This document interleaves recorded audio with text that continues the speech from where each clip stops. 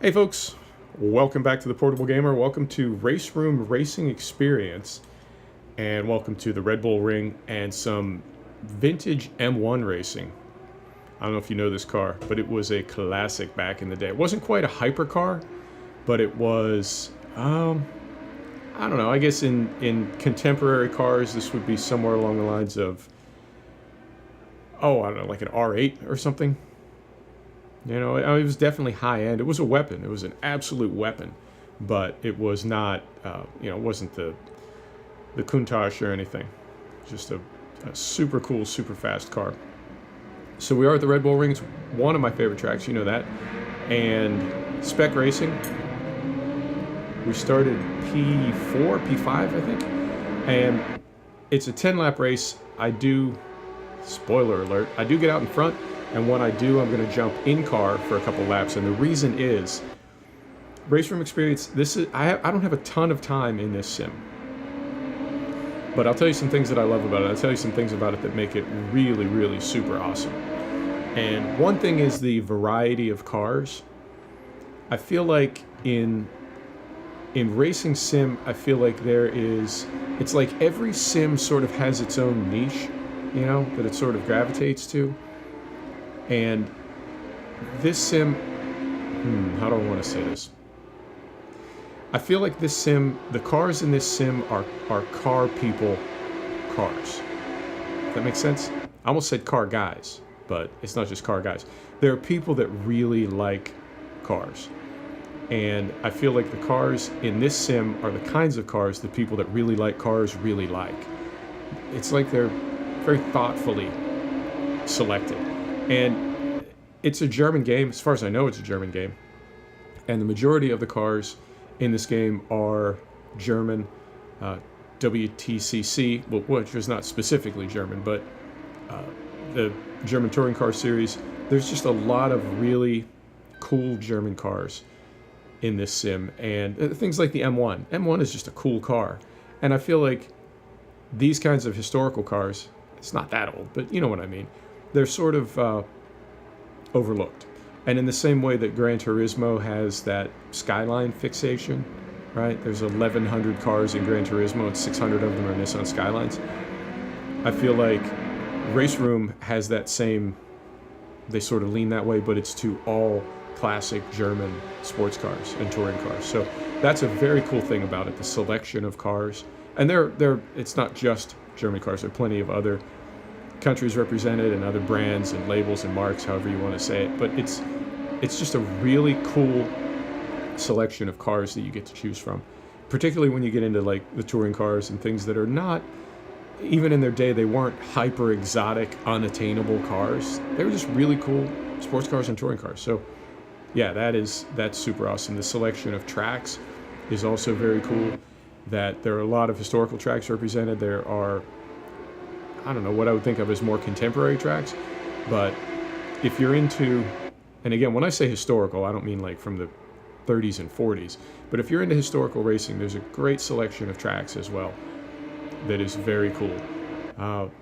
The game, you can see it renders, I mean, it's plenty pretty. It may not be as post-processed as something like Project Cars 2, but no matter. I mean, it's a good-looking game to look at. It's certainly playable. There's nothing about this render that is making me think like, oh, I'm so distracted by the quality of what I'm looking at. It works fine. There's great shadows, great reflections. I'm trying to cheat to the inside here because I was worried that guy was going to come over on me. You know how it goes. But yeah, we're locked in, rock solid, 60 FPS. We're capped at 60, and I feel like if we weren't capped, we might get a little bit over, which is fine. 60 is plenty for me. You know, that's above 60, my eye can't really spot the difference. So I'm comfortable where we are now as far as frame rate, but we've got everything on high and a couple things on ultra, and I think the game looks fine. I have no problem with it at all. And something else, once we do get out in front here, and it's another couple laps, bump, rubbing, you know, rubbing is racing. We do get out in front, and when we do, I will hop in car, because the other thing that you constantly hear about RaceRoom is how good the sound is. And until you play this game with a good surround sound headset on, you can hear people say that. Like, I'll tell you right now, the sound in this game is unbelievable, probably the best of any race sim I've ever played. But until you hear it for yourself with a surround sound headset, it doesn't click. But it is really, it just makes you smile. If you like car sounds and everything about, you know, that experience of being in a race car, being in a fast car, the sound on this, oh, I'll take two. I'll have the lot of you. He doesn't want to give it back. All right, now check this out. This is one weird thing though. Right here, I got that weird brake check right down the center of the front straight. There was no reason for that to happen. There was nothing that would cause that car to brake other than maybe a suboptimal AI. That's a nice way to say it. And that is, I wouldn't say the weakest link. I mean, I don't know. It doesn't really. This game doesn't really have a weak link. It's a cool game, but you know, just mathematically, if this game has a best thing about it, then it must conversely have a worse thing about it. And the AI is not always the best. So we're in something right now called adaptive AI, which is, I have to say, that's something that I've sort of, I guess I sort of want more sims to have that, because I feel like I'm very often chasing the right settings for AI in sim. I want races to be challenging.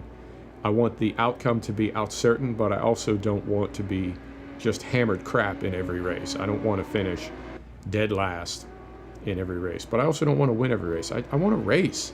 It's fun, you know, getting in there and scrapping and not really knowing, like, how's this all going to turn out? And knowing that you really need to be on it every single lap or it's not going to work for you. That's what I want. And you can see here, I mean, it took us 4 laps to get out front. It's a 10-lap race. It took us 4 laps to get out front, and now we're way out front. So here, let me go in car, and we'll check the sound. Listen to this. Oh, my God.